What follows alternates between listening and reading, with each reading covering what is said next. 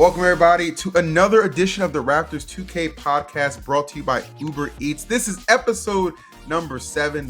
We really just kind of flying through these episodes as of late. And of course, as always, I'm joined by my awesome co-host, my boy Shane. Shane, talk to me, player. What you been up to? Hey, Phil. Always good to reconnect. Just, manning AMP and advising Raptors Uprising.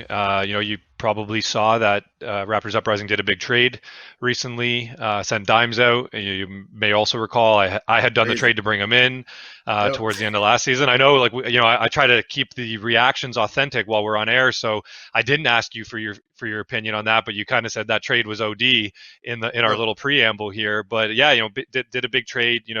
Kudos to the team for pulling that off. It's a tough trade market right now. I was at arm's length, but involved enough, I guess, to be able to kind of share some insight, like we always like to do. Try to keep it transparent here, and otherwise, yeah, man, just trying to navigate AMP getting evicted from their house. And for anyone out there who follows AMP or the guys, they'll know, crazy stuff's been going on in Atlanta. Kai's streaming out of a U-Haul in Walmart and all that. So it's a lot of fun. It's a lot of work, but yeah. What about you? How you been? Well, a little better than being in the U-Haul, I suppose. Everything's been pretty good. I took a trip. Don't believe everything you see on the internet, Phil. You know that. Hey, man, better than most. But I've been good, man. I took a trip to Dallas last weekend for DreamHack. It was really fun to attend one of those. Cool. My first time in Dallas. Had some great barbecue. Definitely lived up to the hype.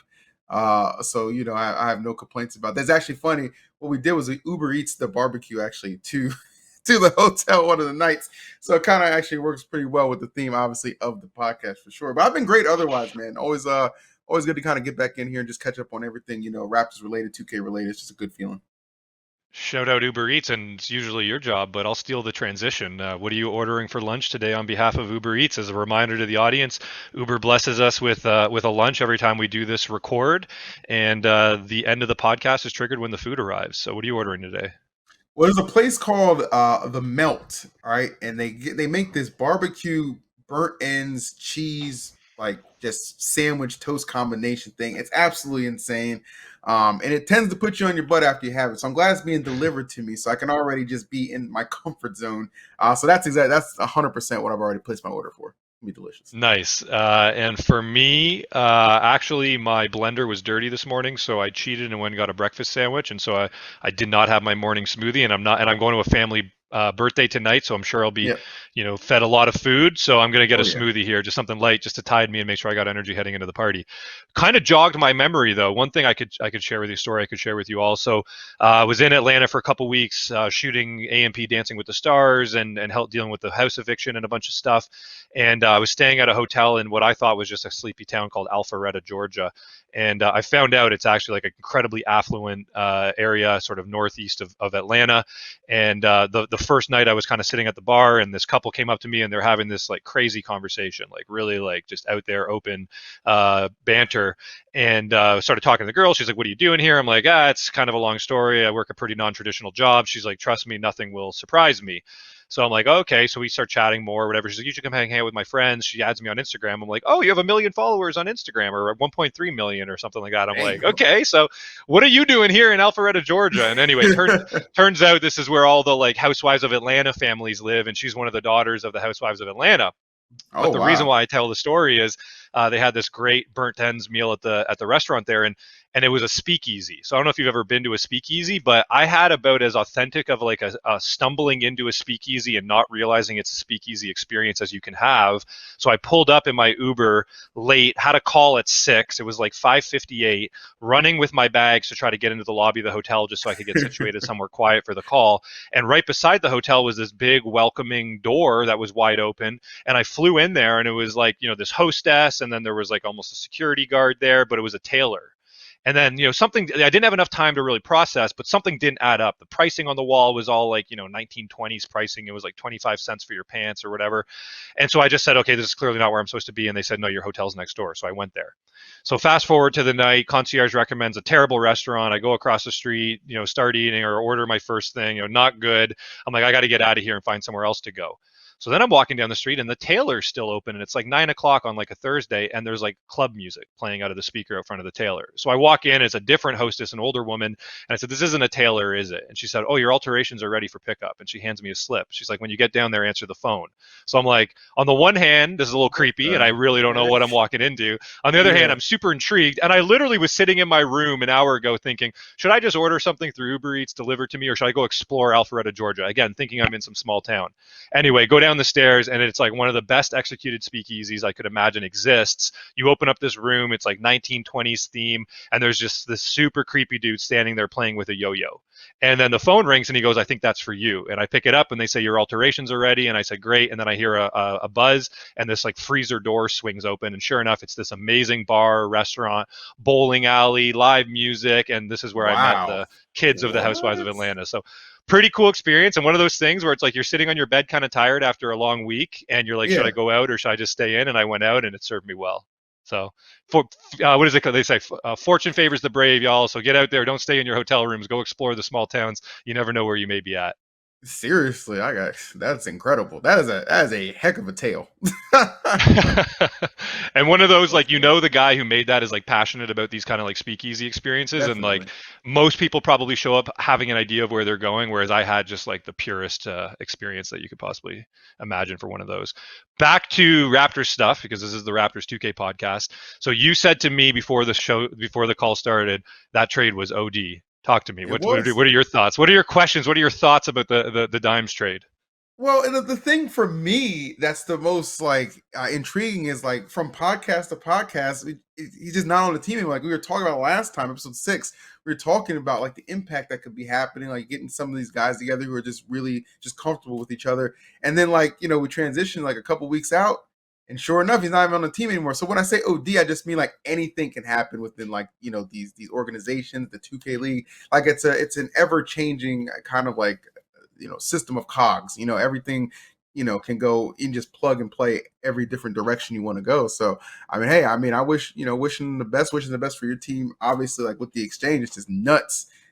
Just how quickly things can just like boom. you know Yeah, it's one of those totally. things where like you got to own a lot of jerseys. You got to own a lot of jerseys of these players.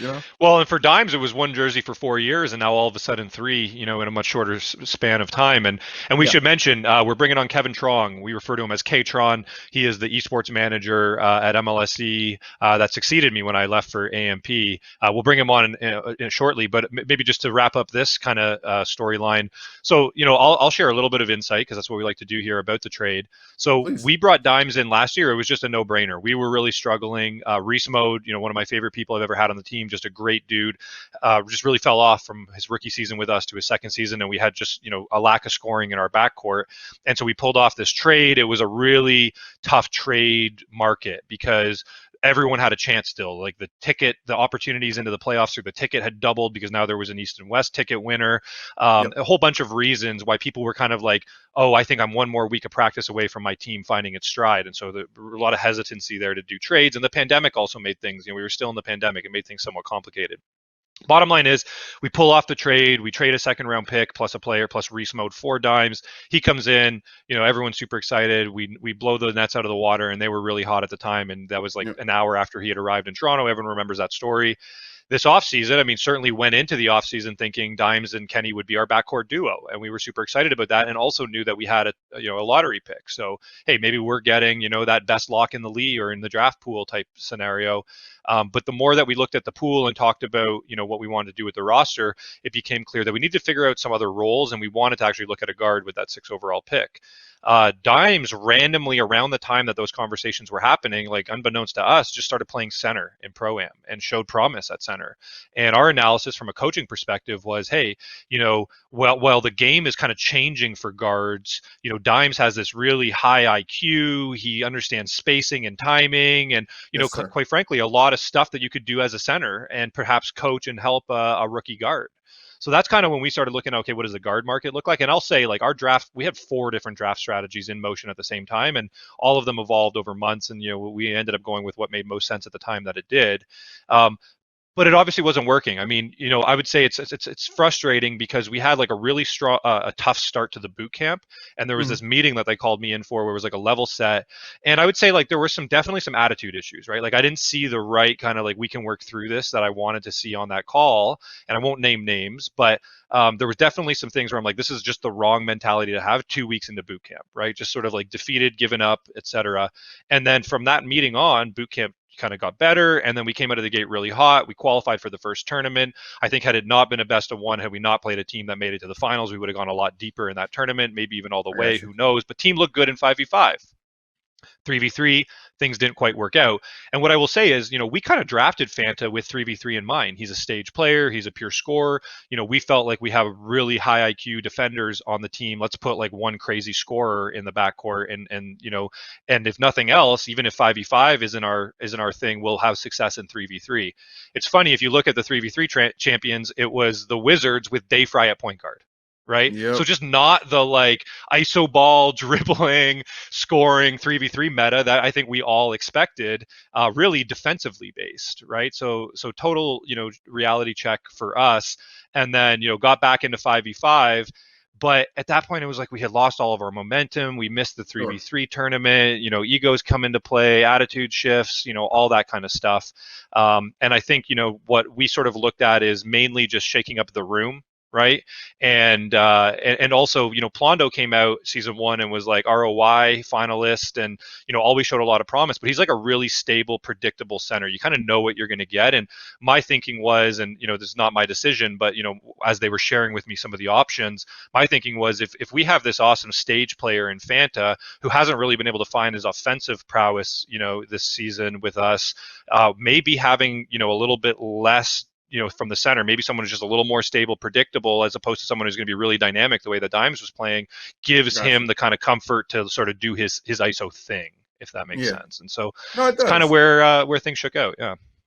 Yeah, it's just kind of like it comes down to really just fit, right? Like, I mean, you said it best too. Like, you got to kind of have the matching attitude as well, because it's a competitive league. You're gonna face a lot of adversity. You got to be able to adapt on the fly and stuff like that. So it's a puzzle, as long as you're man. giving your offense the best chance to shine, I think you're just making the right calls, because you have to, right? You have to like try. Well, and look at the team since Plondo got there, right? So I mean, game 1 was competitive, but you can't really put much emphasis on a team that's only had a couple days of practice.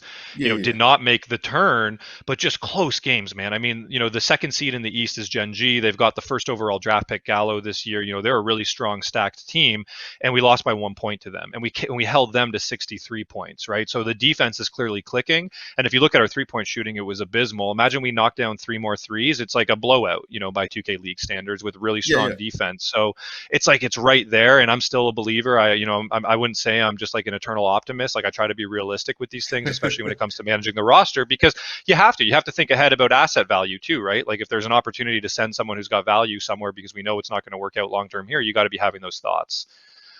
Perhaps with that in mind, we should bring in Ktron, the man behind the reins here of Raptors Uprising this season, and the new 100%. Esports manager. Yeah, I was gonna say, man. I mean, you're throwing out all these gems right here. I hope he's catching a few.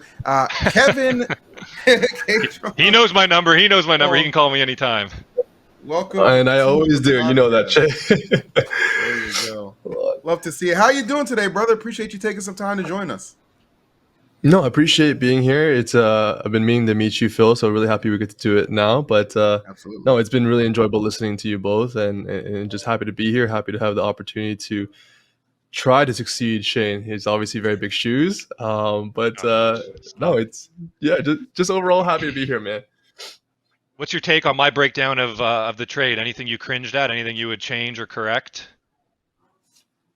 No, that was it was accurate. I mean, the trade was both sad and exciting, because it's sad because it finally felt like, because we just beat the 76ers when we traded him that night, and it's like our team just clicked. And it's like, I think that was the most exciting thing for our team when we first drafted everyone together. So when we saw them play together and they played at their potential, they were very good.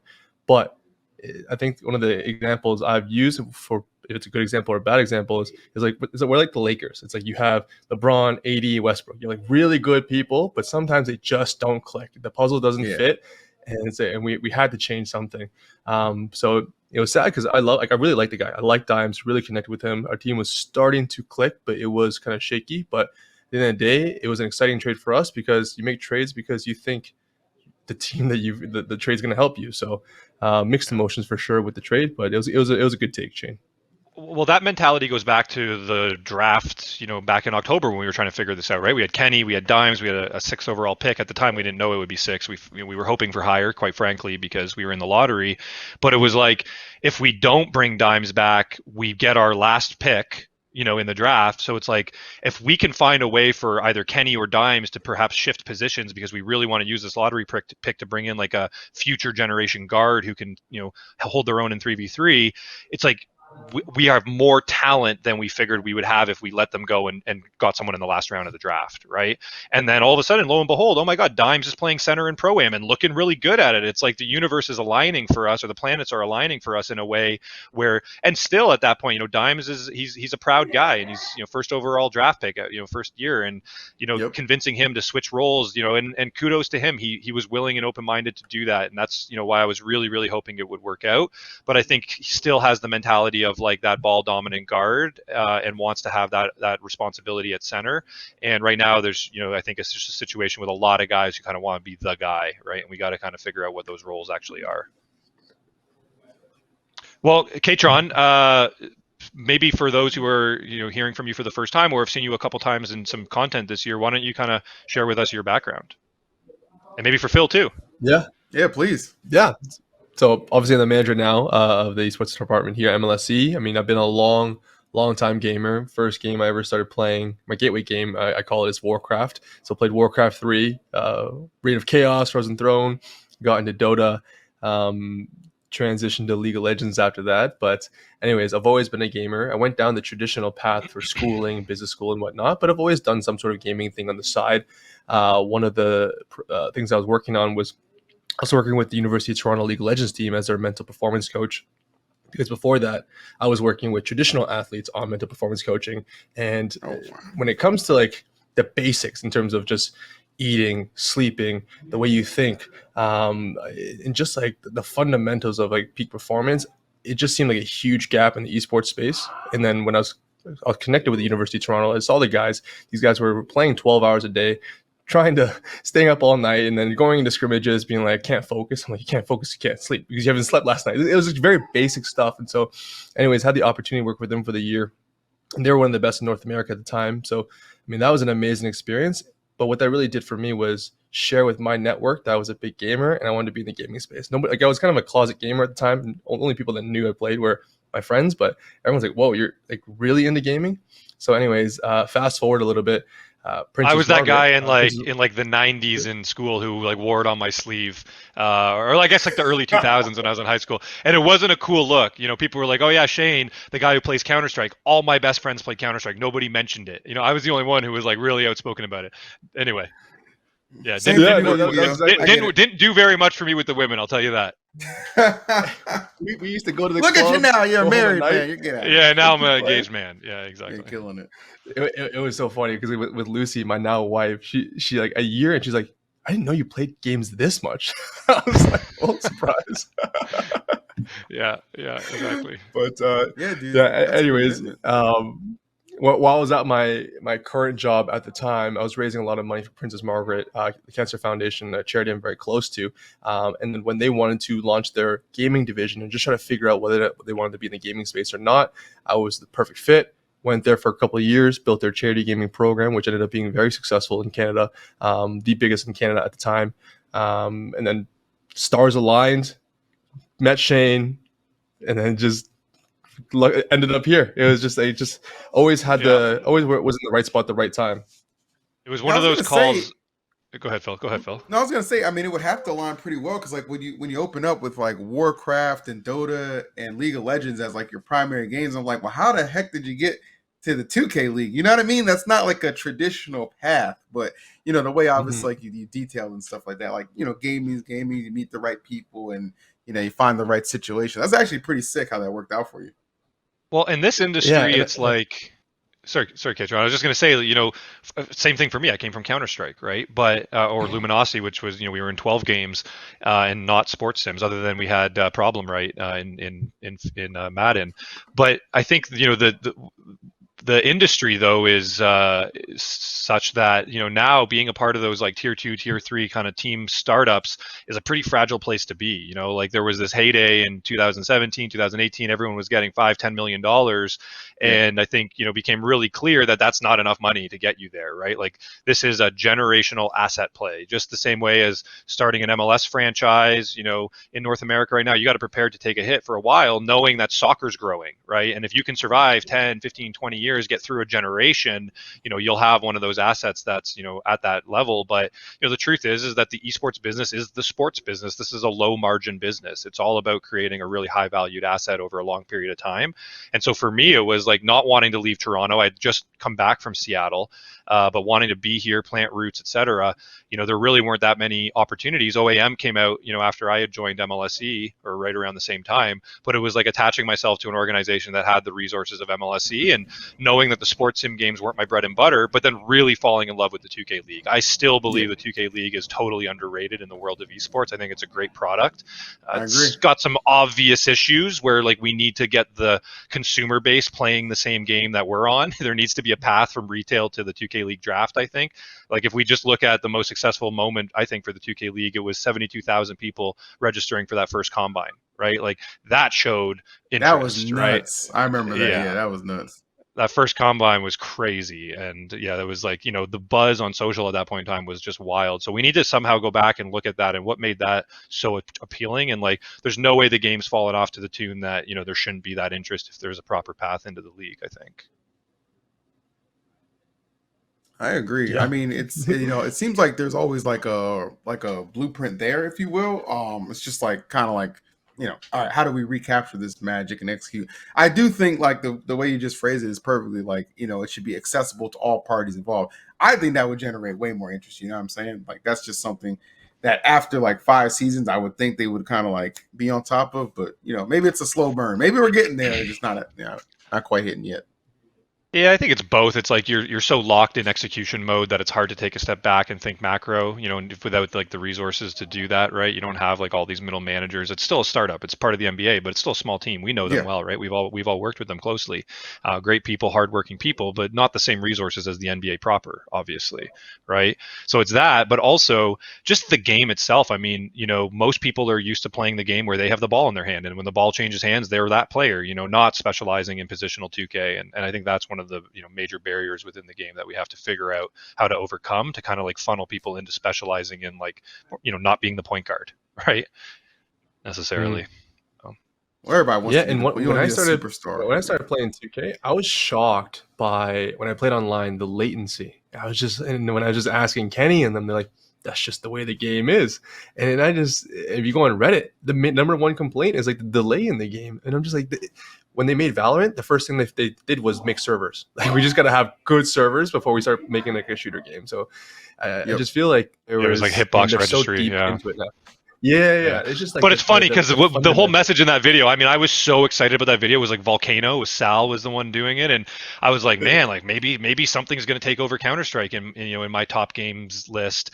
But they at the time said it's going to be primarily gunplay with like abilities as secondary aspects of the game. And I even saw a meme the other day go viral where it was like a screenshot of the most ridiculous moment of everybody's abilities kind of culminating at one moment, and it's like, this became more Overwatch than Overwatch was, when in reality, the intent it sounded like was to make it a gunplay game out of the gate. Yeah. And I'll flag for the listeners, if you can hear screaming, it's not Ktron's kids. He's actually at the Uprising facility, the Bell Gaming Center, where the Uprising play, and they've got practice going on out the door, so we can hear him every once in a while. Oh, Saint is loud. I was literally just in a meeting with Bell, and all I could hear through the door, Saint being like, oh, I know what I want, Ktron. I want that Mustang, that Ford Mustang. You can hear him right now. He's just always shouting through the door. And that table that they have, that custom Bell Gaming Center table that they have, is indestructible. Like whoever made that table, kudos to them. Shout out Mike at Ram Designs, in case he's listening. Mike at Ram Designs.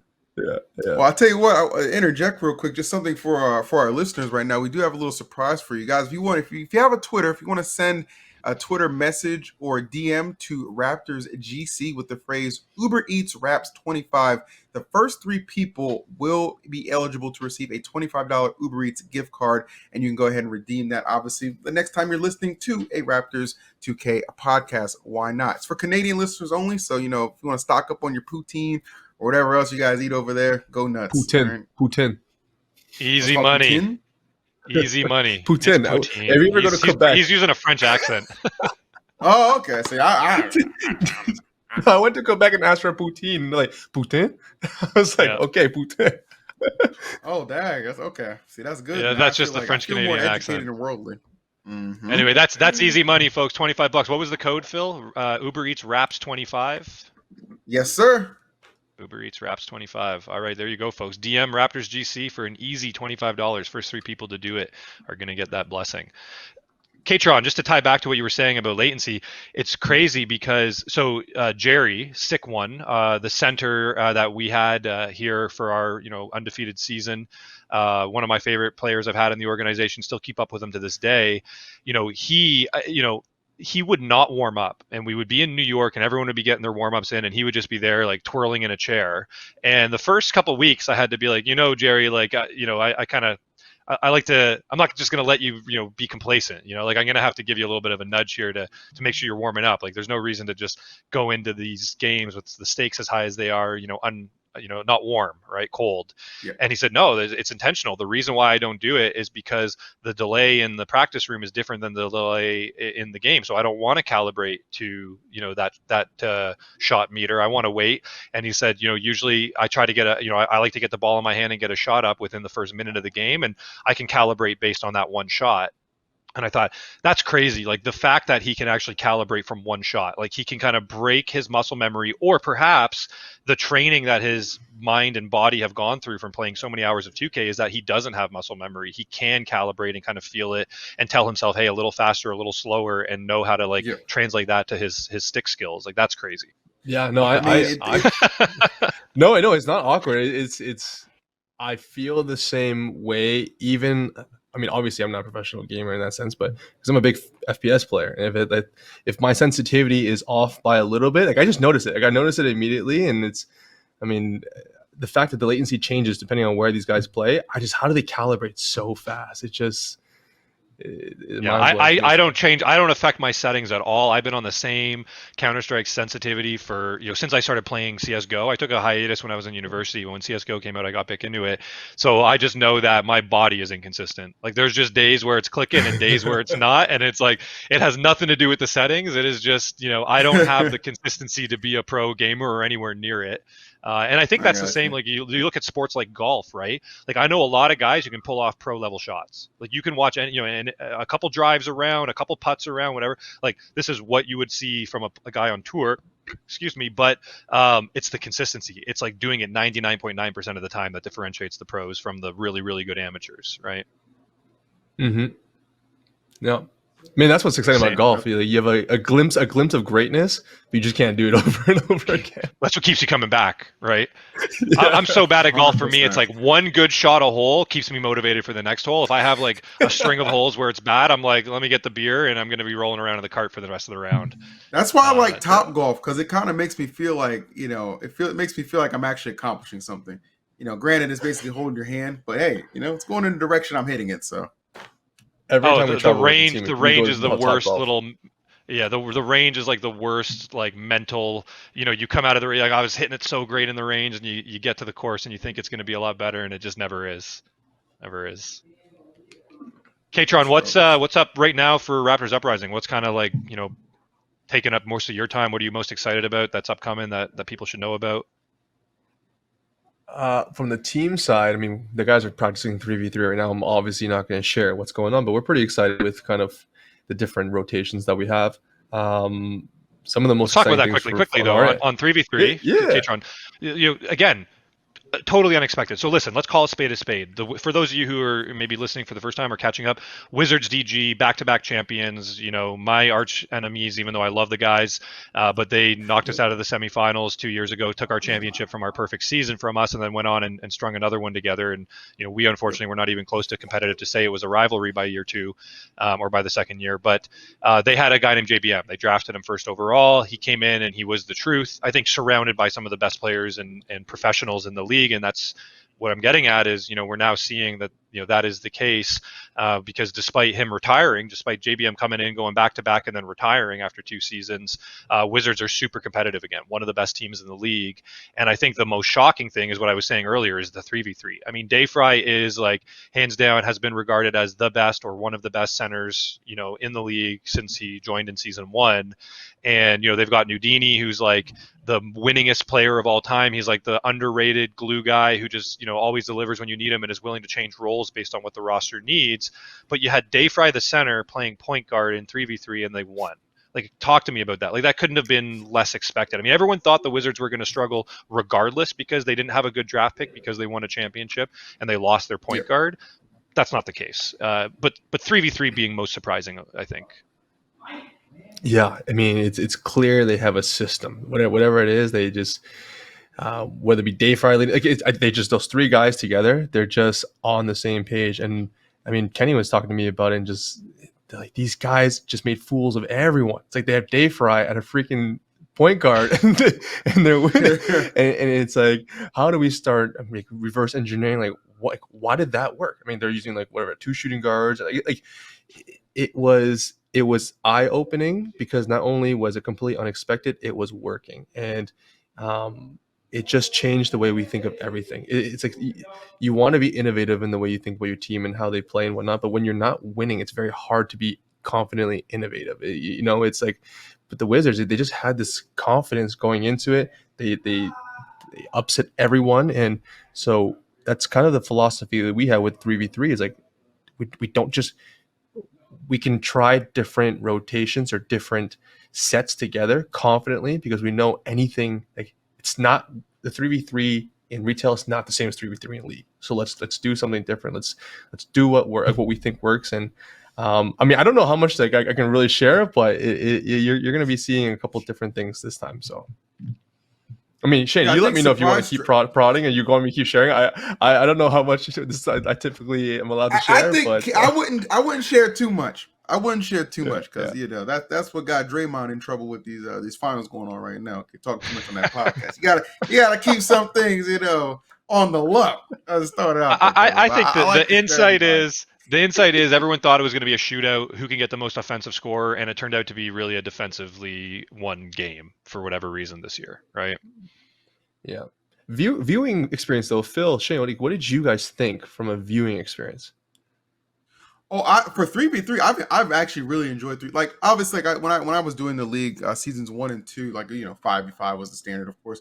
But I think the introduction of the 3v3, just the fact that one, I think it gains another level of interest from different people and who like to watch 2K, and 2, I find it like exciting in like its own fashion because I'm always just like, okay, well, who are going to be like the 3 that you're trusting on the squad and what positions are you playing them at, right? So I always feel like whenever I'm watching it, there's a level of intrigue for me because I'm like, okay, who am I going to see perform and where are they going to be performing at? So I think it's a great addition personally.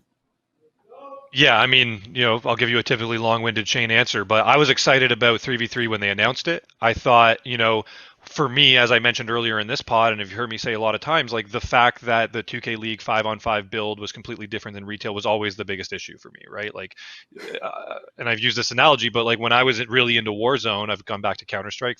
Counter-Strike, it was just a brief moment.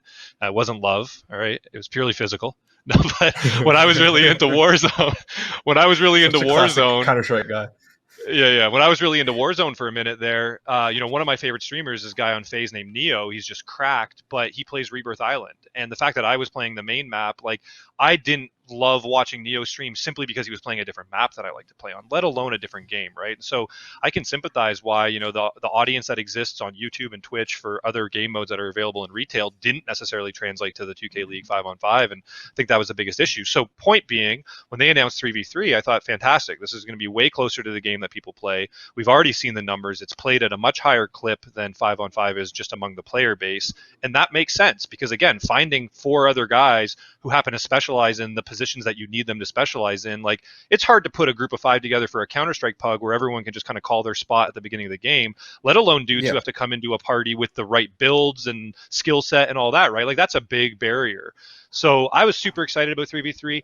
I still think 3v3 has a ton of potential. I think we heard Fanta on an earlier version of the podcast, whether it was that last episode or the one before, say, you know, it's an unfortunate year for 3v3 to be introduced to the league because it's kind of down, you know, as a game mode just generally across Twitch and, you know, within the player base. But, you know, just a good, you know, 2K24 away from, or 2K23 away from, you know, being back. And so I think that's huge. I also think, though, like, the league needs to make sure that they find a way to get all of those top players in it and that they're streaming their play to their built-in audience. You know, that was the thing that was most exciting to me. $1 million of prize money is nothing to shake a stick at, but you definitely, you know, need to pay these influencers for their time. I know, not because I just hired them for years when I was on the Raptors Uprising, but now being on AMP's side, like, I see the money getting thrown at content creators and, you know, the demand for their time and all of that. Like, you know, you really need to pay them to come in, you know, spend their time. It can't just be performance based with a large prize pool. So I think there's a ton of potential with 3v3. I think they need to, you know, do a couple things and hope for maybe a mode that's, you know, more embraced by the player base next year. But I'm bullish on it as a future endeavor for the league overall, for sure. Yeah, and I think especially the way the Wizards played, where it was more strategic rather than one person holding the ball, I thought that was really enjoyable to watch and to see it work and seeing other teams start to introduce that into their strategy. It's more about defense, it's more about moving the ball and whatnot, and not just about one guy holding the ball. I thought that was, it made my watching experience a little bit better. Well, and it's consumable. It's short. It's punchy, right? Like, you know, a lot of golf talk on this podcast, but, you know, the thing in the sports world getting headlines right now is this live golf tour where they're doing 3 rounds and everyone tees off at the same time. It's a shotgun start. Like, you know, the internet is like craving just fast, consumable content and entertainment in whatever format they can find it. And yeah, you tune into a 3v3 match in the 2K League and it's like really quick. You know, you don't have to sit down for an hour to consume one game. So I like that aspect of it as well. Yeah, being able to capture people's attention spans at this point is just, you know, key, because think about it, like, one of the biggest, I think, you know, avenues for like entertainment for like, especially like, you know, younger people is just TikTok, and those things are just kind of going flying by. So, you know, while I you know, I'm still a traditionalist, I enjoy a nice long game. I could sit down and watch, you know, a good, you know, 3-4 hour game of football. It don't bother me none. But like, I understand the younger cast, like, you know, we want go. So I think 3v3 really kind of initiates at least, you know, getting, you know, some of that audience, you know, newer audience in, or some of that older audience back for what they're probably looking for. Totally. I'm definitely a 5v5 2K purist in a sense, like, you know, by being forced to be involved and watch so much of it over 4 years, like, I fell in love with it, and that's why I think it's a great product. But I also understand the barriers to entry, and I wish more of the casual 2K player base would be sort of find a reason to be committed enough to want to, like, really watch how beautiful that 5-on-5 game is. And that was always the focus of our content at Raptors Uprising, right? It was way less emphasis on gameplay highlights and way more storytelling. Who are the people behind the game? Like, if we can get people emotionally invested in these human beings and the life they're living and the story that's unfolding in front of them, then they'll be interested in watching the game. But it was really about focusing on like the human aspect of it, right? And I know you're continuing on with that. Great new episode of Northcode just dropped recently. So yeah, and then so when coming back to some of the things, some of the things I'm excited for, it's I mean, as we're ramping up all their fan programs, like our 62K show, the Uber Eats podcast, watch parties and whatnot, it's like those have been really great to learn our community. At the same time, next episode of North Code's coming out end of next week, and we got a bunch of other fan things we got in the works. So I'm really excited for those different activations coming out this summer. Well, it has always been beneficial to be a Raptors Uprising fan. I think we bless the audience, the fan Agreed. base, with more content, experiences, prizes than just about anyone, if not anyone in the league. And sounds like that's not going to slow down under Ktron's reign. So, all you out there who are listening, make sure you stay locked on the social channels. I have caught a little bit of a sneak peek at some of the stuff coming out over the next month or so, and there's going to be a lot of opportunity to win some awesome prizing and get involved in some cool experiences and stuff. So make sure you stay tuned. Love it. Yep. Oh, I don't know. You guys heard that? My doorbell just rang. You know what that means? The Uber Eats has arrived. Give me 1 sec. Shane, I don't know how your Uber Eats always gets here before mine. I feel like this is a targeted thing towards me, and I don't understand why. As an Uber Eats, Wait, loyalist, you got but the streak. Yes, it's not a troll. The streak continues. It's like 7. This is 7 podcasts in a row. He always gets his before mine. We may need to talk to the What did you order, Shane? Smoothie. Oh yes, I was telling at the beginning. I was Oh, you heard. Yeah. I didn't get to do my smoothie this morning, and I don't want to eat another meal because I'm going to go to my family's birthday party, and it's going to be lots of food. So, summer. Yeah. It's cutting season. We order these guys Uber Eats almost every day, and it's like we need a different list of food. We're eating like burritos and burgers and fries every day. I'm just like, you guys not feel clogged up or something?